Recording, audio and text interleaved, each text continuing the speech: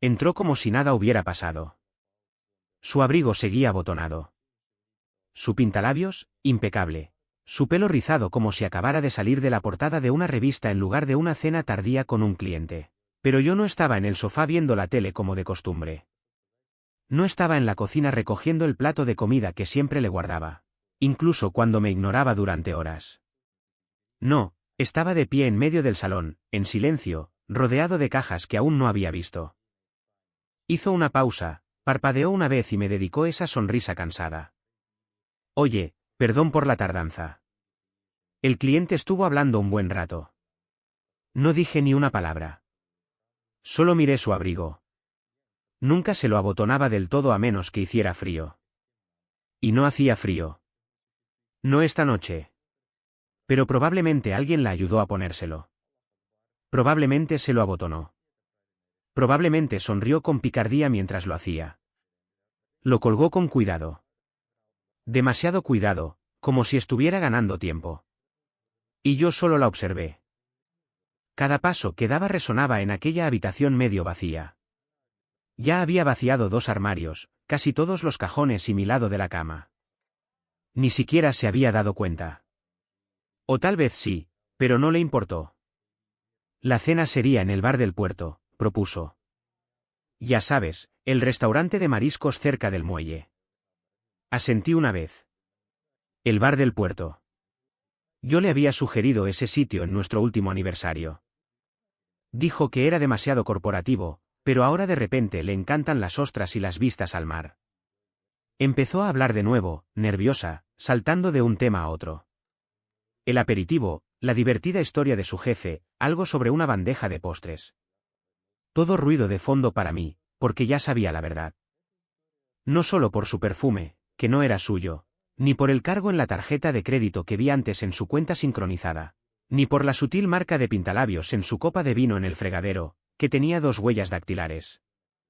Sino porque ya no quería fingir, durante las últimas 2 semanas, había estado haciendo la maleta en secreto. Cada noche que salía hasta tarde, yo doblaba la ropa y la guardaba en bolsas que no echaría de menos. Envolvía mis recuerdos y suéteres viejos, borrándome poco a poco del apartamento que habíamos construido juntos. Primero vacié la habitación de invitados, luego el trastero, después mi despacho, ese al que ya no entraba porque le provocaba ansiedad. Y ahora todo estaba casi listo. Solo faltaba una última pieza, verla mentirme a la cara como si no me hubiera borrado ya de esta vida. Volvió a sonreír. ¿Estás bien? Te ves rara. Le devolví la sonrisa. Todo está impecable, dije. Parpadeó. ¿Qué? Pasé junto a ella. Tranquila, en silencio. ¿Listo? Ya lo resolverás, murmuré. Al final, dejé la puerta principal abierta tras de mí. Y así, sin más, me fui. No di un portazo. No grité. Ni siquiera me despedí. Simplemente caminé por el pasillo, pasé junto a la luz parpadeante del ascensor y salí a la fría noche de diciembre como si no estuviera dejando atrás 8 años, una hipoteca y a una mujer que una vez me prometió un futuro juntos. Oí su voz detrás de mí mientras caminaba, confusa al principio, luego más aguda, más fuerte. Daryl, me llamó. Daryl, ¿qué pasa? Seguía sin tener ni idea. Ni asterisco na. Y, sinceramente, eso fue lo que más me afectó, porque había pasado meses suplicando migajas de atención. Sentado frente a ella en la cena mientras revisaba mensajes sobre los que no podía contar, esperando solo en la cama, escuchándola llegar tarde a casa con excusas a medias y un perfume que no era nuestro. Aguanté todo eso, la manipulación psicológica, los chantajes emocionales, el frío silencio. Pero en el momento en que crucé la puerta. Ahora, notó que algo andaba mal. No respondí. Simplemente seguí caminando. La furgoneta ya estaba cargada. La aparqué al otro lado de la manzana para que no la viera desde la ventana. La mitad de nuestro apartamento estaba allí. No se había dado cuenta de nada. Así de poco me veía. Ni siquiera se percató de que había estado viviendo con un fantasma estas últimas semanas. Para cuando salió corriendo descalza y presa del pánico, yo ya no estaba. No muy lejos, lo suficiente como para observarme desde la esquina. Se quedó en la acera mirando a ambos lados, abriendo y cerrando la boca como si no supiera si gritar o llorar. Se veía más pequeña de lo normal, sin poder, sin elegancia, no como la versión de sí misma que guardaba para su jefe y sus elegantes cenas. Simplemente perdida. Esperé a que volviera a entrar. Pude ver el parpadeo de las luces mientras caminaba de habitación en habitación. Quizás fue entonces cuando empezó a asimilarlo. La ropa que faltaba, los cajones vacíos, los espacios en blanco en la pared donde antes estaban nuestras fotos. Ya ni siquiera tenía mi número. Lo cambié hace 2 días y dejé mi viejo teléfono en el cajón de arriba de mi escritorio con un solo mensaje, abierto en la pantalla. Mentiste mejor de lo que amaste. No llamó. Me llamó por videollamada, pero la llamada nunca me llegó. Fue a ese viejo teléfono, que vibraba silenciosamente sobre el escritorio mientras ella lo miraba fijamente, parpadeando frente a la pantalla. Imagino la expresión de su rostro al ver ese mensaje, la pausa, la fría constatación de que algo andaba muy mal y que era demasiado tarde para arreglarlo con otra bonita excusa. Después intentó enviarme un mensaje de texto. Mi nuevo número era privado. Vi cómo el viejo teléfono se iluminaba con mensajes que solo yo jamás leería.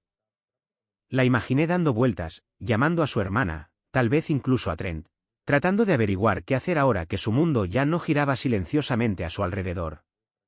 Sin marido, sin plan B, sin público para sus pequeñas actuaciones. A la 1 de la madrugada, envió su último mensaje. ¿Dónde estás?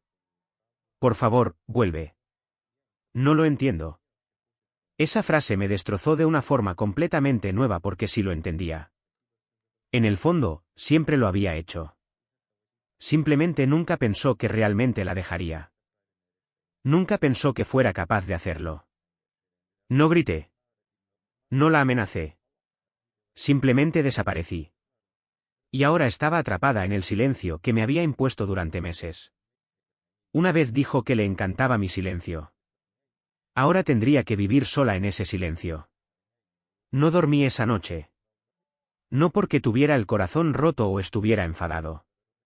Ya había sentido todo eso meses atrás.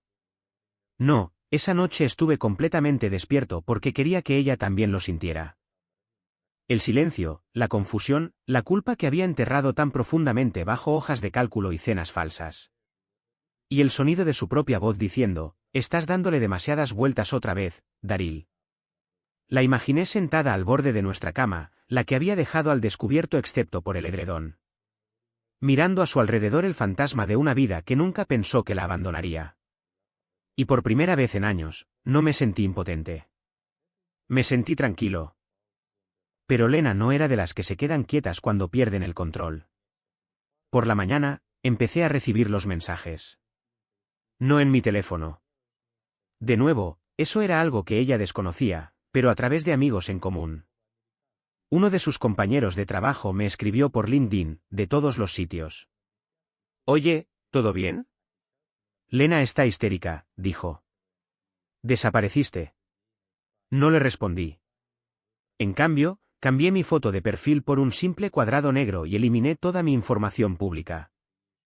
Que siga buscando sus propios intereses. Sin embargo, lo que realmente la impactó no fue mi desaparición, sino el sobre que dejé en el armario del pasillo. Lo pegué con cinta adhesiva en la parte interior de la puerta para que solo lo encontrara si estaba desesperada. Rebuscando entre sus cosas, intentando comprender cómo su marido se había esfumado. Dentro había una copia de un recibo de la cena en el bar del puerto, al que ella decía haber ido con su jefe.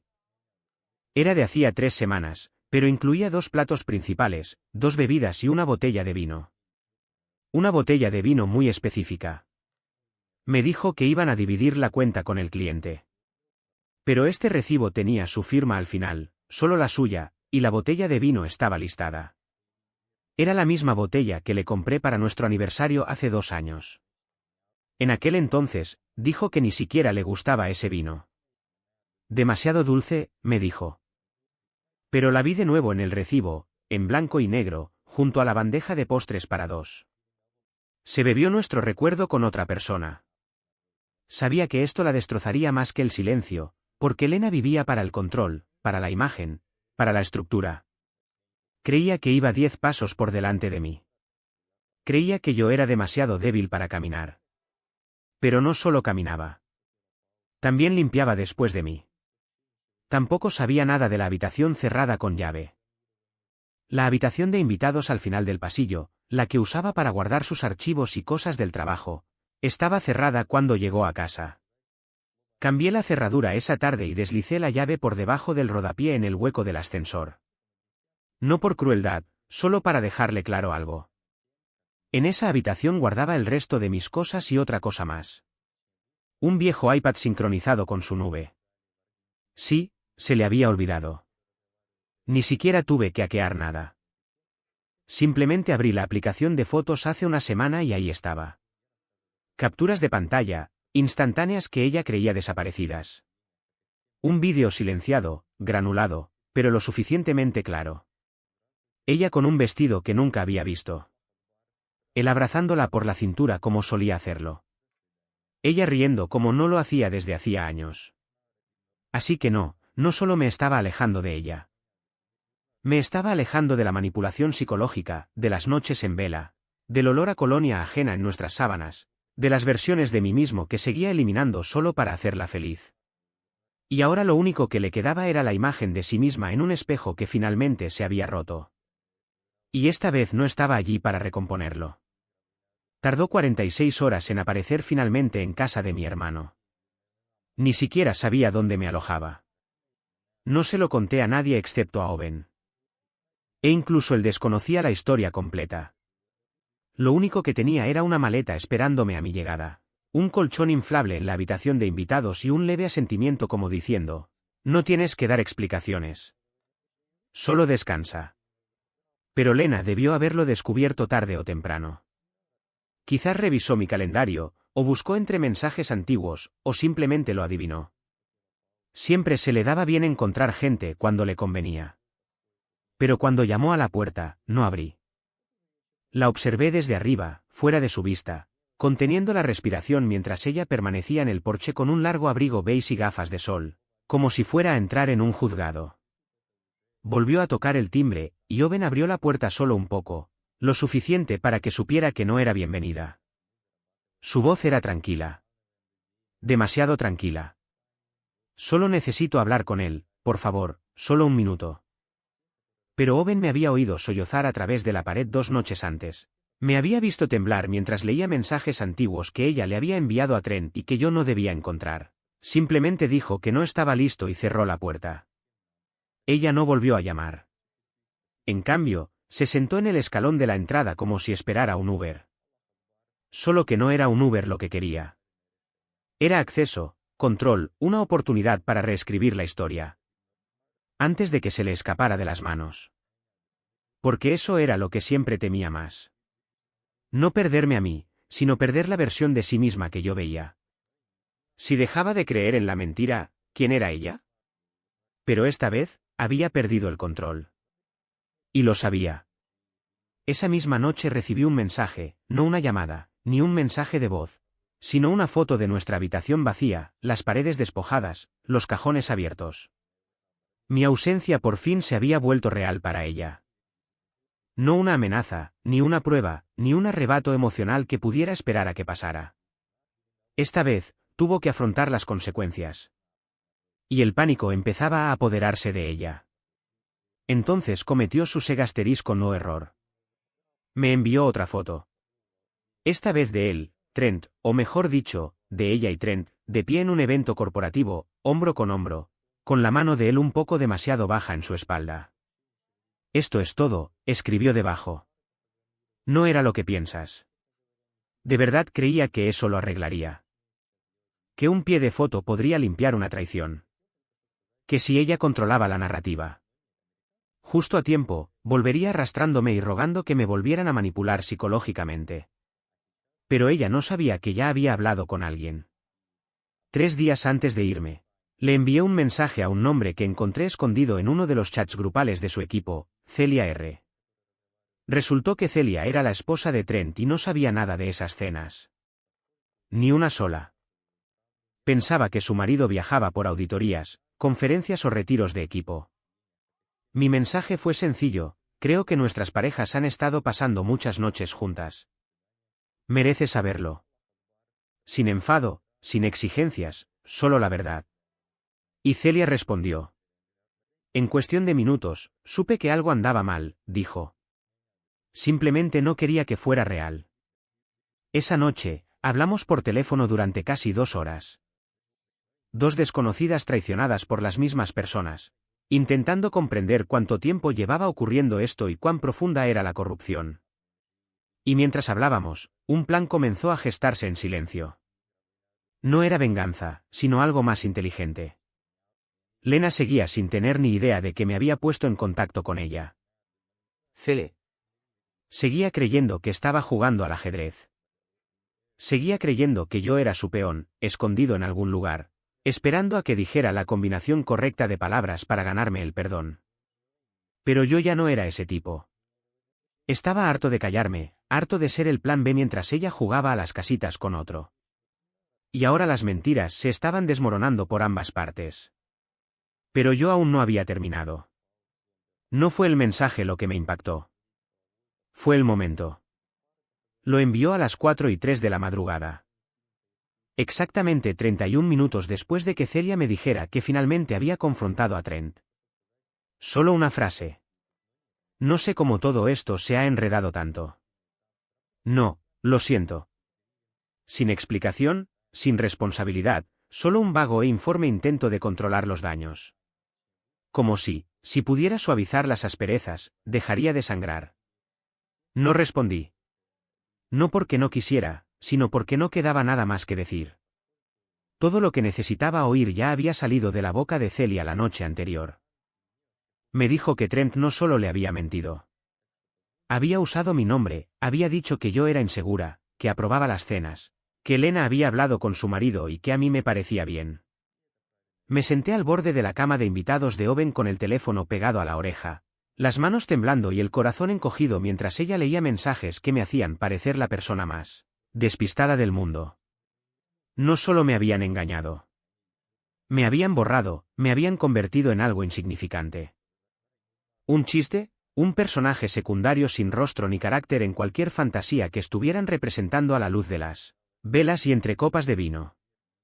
Pero lo que Celia dijo a continuación, fue cuando me di cuenta de que aún no había visto lo peor. Al parecer, hubo un incidente, una queja de recursos humanos que Lena nunca mencionó. Celia no tenía todos los detalles, pero se rumoreaba que Trent iba a ser transferido discretamente y que ciertos correos electrónicos entre él y Lena habían sido marcados como sospechosos. Celia solo se enteró porque alguien del departamento de cumplimiento le debía un favor. Y así, como si nada hubiera pasado, entonces, las piezas comenzaron a encajar en su lugar. Los viajes de trabajo repentinos, la forma frenética en que Lena borró su portátil el mes pasado, alegando que estaba liberando espacio. La noche que llegó a casa llorando y dijo que era porque la empresa estaba reduciendo personal. No, no era una reducción de personal. Era un intento de controlar los daños. Lena no solo me había traicionado. Lo había arriesgado todo. Nuestro matrimonio, su carrera, su reputación por un hombre que ni siquiera contestaba el teléfono cuando ella empezaba a caer. Y ahora que todo se derrumbaba, volvía arrastrándose. Solo que no se arrastraba hacia mí. Se arrastraba hacia todos los demás. Owen me enseñó capturas de pantalla de amigos en común, actualizaciones de estado vagas, subtítulos crípticos, selfies de recuperación. Lena no se disculpaba conmigo. Estaba reconstruyendo su imagen, haciéndose la víctima incomprendida. Incluso reactivó su antiguo blog, el que abandonó después de casarnos. De repente, estaba lleno de citas sobre el crecimiento a través del dolor y la soledad de ser juzgada. Me reí, no porque fuera gracioso, sino porque era tan predecible. Ella seguía intentando controlar la narrativa incluso ahora, incluso después de todo. Pero no sabía que Celia había hecho capturas de pantalla de los correos electrónicos. No sabía que se los había reenviado a una amiga mía que trabajaba en el mismo sector. No sabía que ya no podía manipular la historia. Solo sabía una cosa con certeza: yo seguía en silencio. Y esta vez, mi silencio no era debilidad. Era el sonido de una mecha quemándose, algo que jamás podría arreglar. Todo se desmoronó más rápido de lo que esperaba. El punto de inflexión no fue algo ruidoso ni público. Fue un correo electrónico, solo uno. Celia se lo envió al director de cumplimiento normativo de su empresa. Asunto: preocupación formal sobre la conducta en el lugar de trabajo.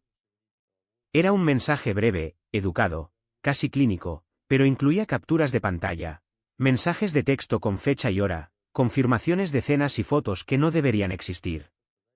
En una de ellas se veía a Lena y Trent sentados en un bar. Demasiado cerca, demasiado informal, claramente fuera del horario laboral. Celia no pidió venganza. Pidió claridad, una auditoría interna. Eso fue todo lo que hizo falta. Las consecuencias empezaron poco a poco. Primero, Lena fue suspendida. Luego, le bloquearon el correo electrónico de la empresa.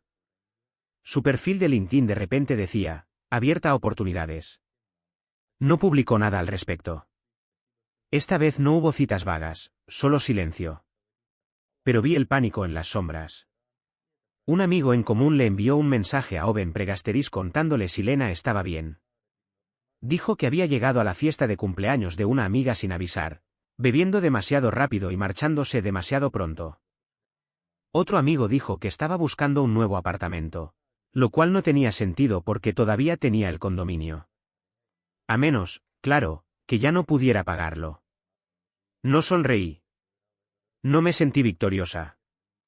Simplemente me sentí agotada, entumecida, tal vez cansada, como si finalmente hubiera terminado de arrastrarme por un pantano al que nunca acepté entrar. Lo más triste es que la habría perdonado una vez. No porque fuera un cobarde, sino porque la amaba muchísimo. Porque quería creer que la mujer con la que me casé seguía ahí, en algún lugar. Pero esa mujer ya no existía. Fue reemplazada por alguien que me mintió a la cara, tergiversó la verdad, usó la culpa como arma y sonrió mientras yo me consumía. Y ahora esa misma sonrisa había desaparecido. Me envió otro mensaje 3 días después del incidente con recursos humanos. Sin disculpas, sin detalles, solo esto. Lo distorsionaron todo. Necesito explicarte, por favor. No le respondí. En cambio, le envié un solo correo electrónico. Uno que no podía tergiversar. Uno del que no podía salir llorando ni reescribir en las redes sociales. Contenía 2 cosas: una notificación formal de que había contratado un abogado para la separación de bienes y un enlace de Dropbox, con la etiqueta solo lectura de pruebas. Dentro estaban los recibos, los mensajes, las capturas de pantalla, la cronología. Pero guardé un archivo para el final. Una grabación, no de ella, sino de mí sentada en nuestra sala vacía la noche que me fui, sin hablar con nadie, simplemente grabando con mi teléfono y contando la verdad tal como la veía. Cada noche solitaria, cada manipulación psicológica, cada llamada perdida, cada momento que me quedé cuando no debía. Era cruda, temblorosa, llena de emociones que había reprimido durante demasiado tiempo. Y la terminé con: no puedes reescribir esto. Yo estuve aquí. Existí. Importé. Vio el archivo de Dropbox 6 minutos después de que se lo enviara. Ni una respuesta, ni una llamada, solo silencio. Esta vez, su silencio me lo dijo todo. Ya no tenía el control. Y por primera vez en meses, no me sentí invisible. Esta vez no llamó a la puerta. Simplemente se quedó allí parada. La vi a través de la ventana de la cocina. El mismo abrigo beige. Pero esta vez, estaba arrugado y empapado por la lluvia. No llevaba teléfono, ni bolso, ni siquiera paraguas. Solo ella, sola, empapada y temblando. Tardó más de un mes en reaparecer. Y ahora, después de todo, parecía que por fin estaba lista para admitir que había perdido. Owen no estaba en casa. Había salido a comprar víveres, así que me quedé sola dentro. Y tenía que elegir, abrir la puerta o dejar que la lluvia terminara lo que el silencio había empezado. Pero algo dentro de mí quería ver su rostro. No para cerrar el capítulo. No esperaba una disculpa emotiva.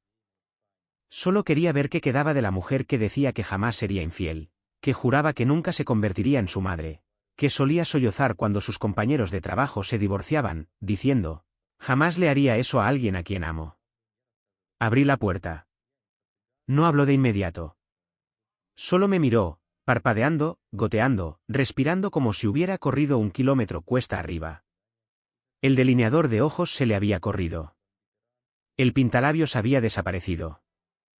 Y por una vez, no había actuación en sus ojos. Ni artificios, ni discursos preparados. Solo el pánico puro de alguien que se da cuenta demasiado tarde de que la máscara ya no funciona. «Daryl», dijo apenas en un susurro. «Lo perdí todo». Di un paso atrás, dejándola entrar solo lo suficiente para que no le mojara el suelo con la lluvia. No la invité a sentarse. No le ofrecí una toalla. Simplemente la observé allí de pie, pequeña y temblando, y esperé. «Me dejaron ir», dijo. «No oficialmente, pero estoy en la lista negra. Nadie me devuelve la llamada. Trent fue transferido a Denver. No me contesta. Le dijo a Recursos Humanos que todo fue culpa mía, que yo lo inicié». Levanté las cejas lentamente, como si lo escuchara por primera vez, pero ya lo sabía. Celia me lo había dicho hacía días. Continuó, con la voz quebrándose y las manos temblando. «Mi contrato de alquiler termina el mes que viene. No puedo permitirme renovarlo. Intenté volver al apartamento, pero tu abogado lo impidió. No pensé que lo harías de verdad». Se detuvo, tragando saliva con dificultad. «No pensé que te irías de verdad». Esa parte me impactó porque era cierta. Nunca pensó que me iría. Pensaba que siempre cedería, que siempre perdonaría, que siempre esperaría. Pensaba que yo era el tipo que limpiaría el desastre en silencio y dormiría a su lado como si nada hubiera pasado. No entendía que el hombre que se fue esa noche no era el mismo con el que se casó. «No me perdiste», dije finalmente. «Me gastaste como si fuera calderilla». Su rostro se ensombreció. Y por primera vez, lo vi. Ni culpa, ni arrepentimiento, sino vergüenza. Ese peso horrible y asfixiante que no desaparece con una disculpa. Intentó decir algo más, pero la interrumpí. «No me fui porque me engañaste. Dije que me fui porque mentiste al respecto mientras me mirabas fijamente a los ojos. Me fui porque me hiciste sentir como una loca por darme cuenta. Porque me dejaste desangrarme emocionalmente mientras les contabas a todos lo valiente que eras». Le tembló el labio. Apartó la mirada. No lo decía en serio, pero sí. La interrumpí. «Lo decías en serio en cada mentira, en cada omisión. Cada noche llegabas a casa oliendo a otra persona y me decías que estabas siendo paranoica. Querías protegerte. Simplemente no esperabas perder». Asintió lentamente, sin decir nada. Por una vez, no tenía un guión. La vi salir de nuevo bajo la lluvia. No pidió volver. No suplicó. No gritó. Simplemente bajó los escalones hacia el resplandor de la farola, engullida por la tormenta que ella misma había creado. Y esta vez, no me sentí vacío. Me sentí libre. Es extraño cómo el silencio puede sentirse diferente cuando finalmente es tuyo. Las primeras mañanas después de que se fue de mi puerta, seguía esperando algo. Un golpe en la puerta, una llamada, un nuevo truco bajo la manga. Pero nunca llegó. Ni más mensajes. Ni más intentos de arreglar las cosas. Solo un largo y prolongado silencio que ya no se sentía como un castigo. Se sentía merecido. Me quedé en Owens una semana más, pero nunca fue mi intención que fuera permanente. Ya había firmado el contrato de alquiler de un pequeño apartamento de 2 habitaciones al otro lado de la ciudad. Nada lujoso, pero tenía pisos de madera y un pequeño balcón que recibía el sol de la mañana a la perfección. Y era mío. Sin fantasmas, sin mentiras en las paredes, solo un espacio que no tenía que compartir con alguien que trataba el amor como una negociación comercial. Desempaqué despacio. No tenía prisa. Cada caja que abría era un recordatorio de lo que guardaba y de lo que finalmente dejaba ir. El álbum de bodas, donado. Sus viejas cartas de aniversario, trituradas. Pero las cosas que importaban. La foto de mi papá pescando conmigo cuando era niño. El tocadiscos que casi vendí para comprarle su regalo de cumpleaños aquel año. La colcha que mi mamá hizo para nuestra primera Navidad. Esas cosas se quedaron y ahora se sentían más pesadas, más reales. Volví al trabajo. Empecé a correr de nuevo. Empecé a comer como si me importara de nuevo. La gente dice que la curación es una línea recta, pero no lo es. Es irregular. Es un caos. Al asterisco unos días la extrañaba como a un miembro fantasma. Pero la mayoría de los días me extrañaba a mí mismo. A la versión de mí que solía reírse sin pensar si estaba bien, y luego, de repente, sucedía. ¿Conocía a alguien? No, no de esa manera. No fue un rebote. No fue una distracción. Simplemente alguien. Se llama Morgan. Trabaja en la librería cerca de mi apartamento. Hablamos de música una vez, luego de café, luego de nada en absoluto. No hubo fuegos artificiales. Fue silencio. Y necesitaba silencio. No es el tipo de espacio en el que vivía con Lena, sino uno que se siente como un respiro en lugar de asfixia. No nos hemos precipitado. Ella no me pregasterisconta por mi pasado a menos que yo lo mencione. Escucha, sin segasteris con las intenciones, con atención. Y la primera vez que me reí con ella, de verdad, me di cuenta de cuánto tiempo hacía que no me sentía tan ligera. Hace unas semanas, pasé por delante del edificio donde Lena y yo vivíamos. Era tarde, hacía calor. Me paré al otro lado de la calle y miré hacia el balcón donde solíamos beber vino y fingir que éramos felices. Las luces estaban apagadas. Las cortinas habían cambiado. Una nueva pareja debía de haberse mudado. Bien. No sé dónde está ahora. No me importa. Quizás reconstruyó su casa. Quizás no. Esa parte de la historia ya no me pertenece. Y por primera vez, estoy bien con eso porque no me alejé de ella. Volví a mí misma. Y esta vez no estoy.